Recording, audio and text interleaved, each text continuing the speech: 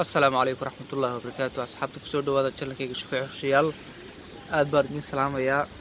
fadlan dad channel ku cusubtay inoo subscribe garee dad horena u joogteen aad baan u mahadsantahay. maanta inaan ka hadlo ama aan fariin u diro dadka Soomaaliyeed idii fahmaysa ee af Soomaali ku hadashay Soomaalida inaan fariin u diro fariintaas oo ah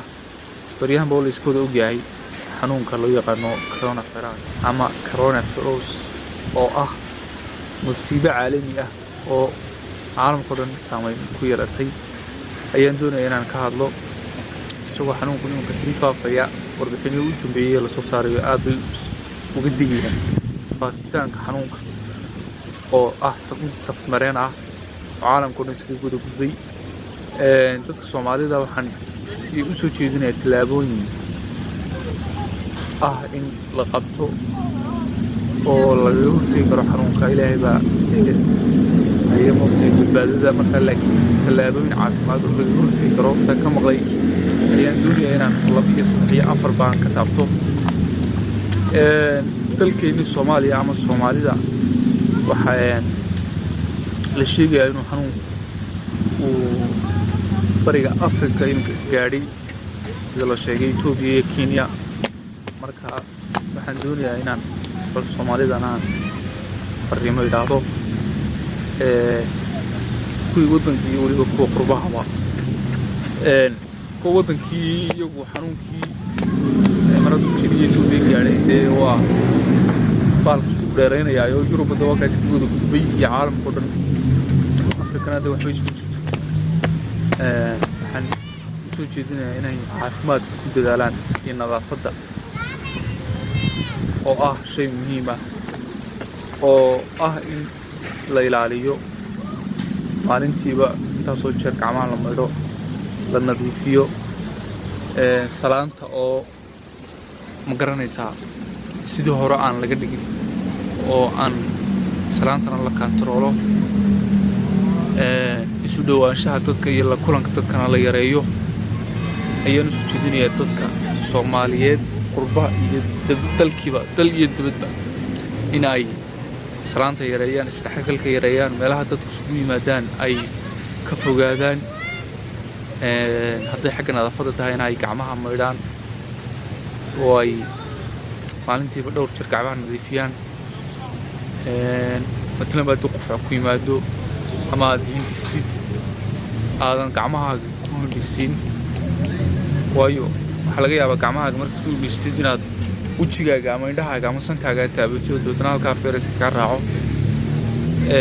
markaad hindistid inaad saa u hindistid oo xagashaada ku hindistid baa la doonayaa ama markaad ku ficaysid waxyaabahaasoo dhan waxa weeye tallaabooyinka caafimaadka la soo jeediyay hadda intii xanuunkan ku jiray caalamka oo loo gartay in lagu yarayn karo ama laga hortagi karo ama lagu kantarooli karo xanuunka fiditaankiisa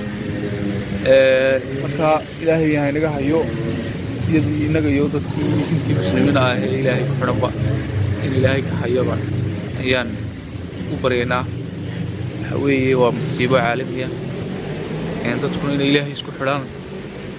way ilaahay wax ka weyn ma jiro ilaahay isku xidhan ayaan soo jeedinayaa marka aad baan idin salaamayaa intaasaan doonaya inaan soo gudbiyo imanka Soomaalida hadda ku dhacay ma badna waliba dadka qurbaha ku nool weeye ayaa la sheegayaa marka ilaahay inaga hayo waxa kale oo aan doonayaa inaan ka hadlo waxyaabaha matalan ba xanuunka ku dhaco ama aad ku aragtay calaamadihiisa waxa ka mid ah xumad saayida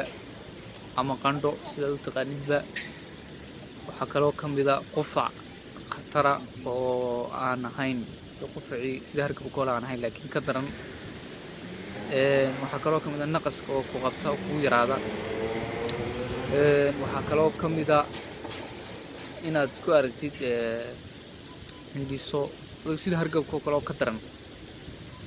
waxyaabahaas kale aad isku aragtid maaha dawo ma laha baalku dawadiisa lama sheegin laakiin dawadiisa waxa weeye uu leeyahay lala tacaalo oo wax laga qabto ayaa la sheegay in la awoodo qof qudhiisna uu isdaweyn karayaayo waxyaabaha dee hargabka lagu daweyn jiray oo kale sida basbaaska sinjibiisha waxyaabahaasoo dhan basasha toonta waxaasoo dhan wuu isku daweyn karaa waxyaabihii hargabka lagu daweyn jiray oo kale ayuu isku daweyn karaayoo wuu isticmaali karaa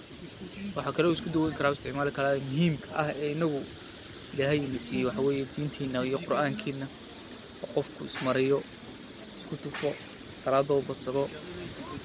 waxyaabahaasoo dhan baa lagu hortegi karaa oo ah baalka dawadiisa ilaahay wax ka baranaa inta muslima ugu dhacay salaamaya intaasan doonaya jeclaystay inaan idiin soo gudbiyo aad baan idin salaamaya waxaan idinka tegayaa fadlan nowsar channelka dadku cusub tahay dad hore nolol jirtana aad baad mahadsan tahay ciao